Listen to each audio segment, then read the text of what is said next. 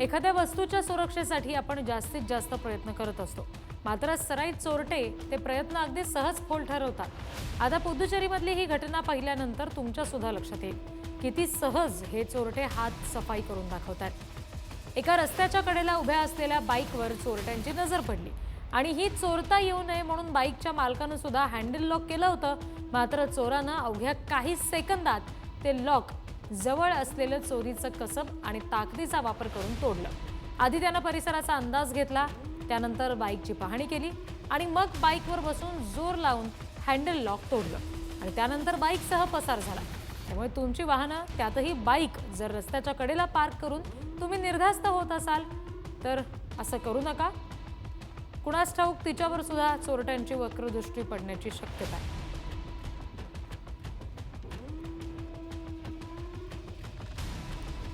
भारत पाकिस्तानमधील तणाव शस्त्रसंधीमुळे आता काही प्रमाणामध्ये निवळला असला तरी या संघर्षाचा अनुभव घेतलेल्या सीमा भागातल्या नागरिकांमध्ये दहशतीचं वातावरण कायम आहे। जम्मूच्या रेहारी भागातली ही घटना आहे।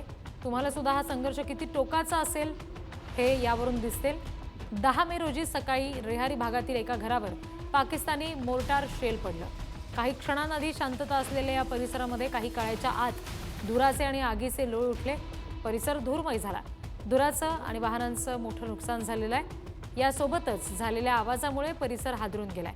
नागरिकांमध्ये दहशत निर्माण झालेली आहे।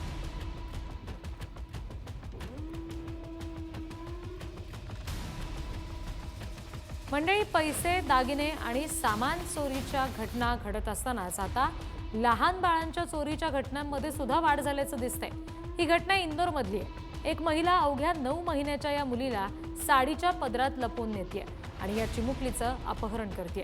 मात्र पोलिसांनी तात्काळ या प्रकरणाचा तपास केला। अवघ्या 4 तासात या महिलेला ताब्यात घेतल्याचं कळतंय आणि या निष्पाप चिमुकलीची सुद्धा सुखरूप सुटका केली आहे। यावेळी मुलगी परत मिळाल्यानंतर आईवडिलांना सुद्धा अश्रू अनावर झाले। पण या घटनांमध्ये होणारी वाढ चिंता वाढवणारी आहे। त्यामुळे प्रशासनानं यासाठी कठोर कायदा आणण्याची गरज आहे असं बोललं जात आहे।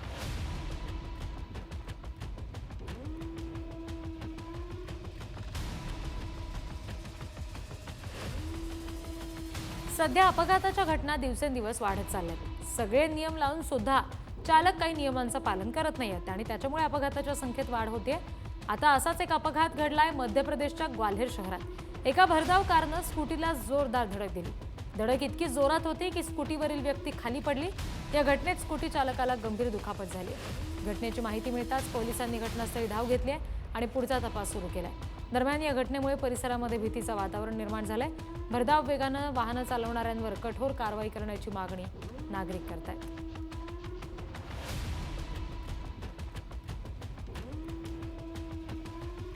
सध्या चोरीच्या घटना दिवसेंदिवस वाढत आहेत। कधी सोन्याची चोरी, कधी गाड्यांचा, तर कधी अजून काही।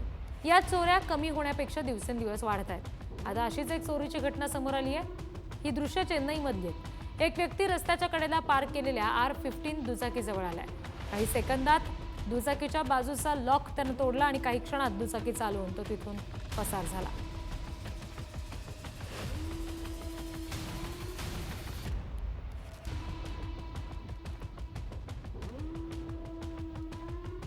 ही दृश्य तेलंगणामधली आहेत। माणसांनी माणसांवर केलेले अनेक हल्ले आपण बघितले असतील, पण माकडांनी या माणसावर केलेला हा हल्ला दृश्यांमध्ये आपण बघतोय।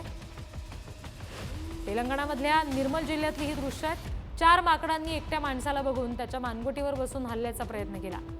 या व्यक्तीने हार न मानता हल्ला धुडकावून लावला। गोळ्या किंवा तोफांनी नाही बरं का, तर दगडांनाच घाबरून या माकडांनी धूम ठोकली।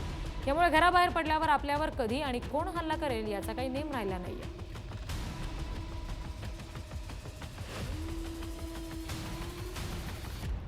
मंडळी, बाळाच्या चोरीच्या घटना या फक्त भारतातच नाही तर इतर ठिकाणी सुद्धा घडतात आणि लोकांची चिंता वाढत आहे। हे दृश्य ब्रिटनमधली आहे। एक महिला अगदी शांतपणे इथून जाताना आपल्याला पाहायला मिळते।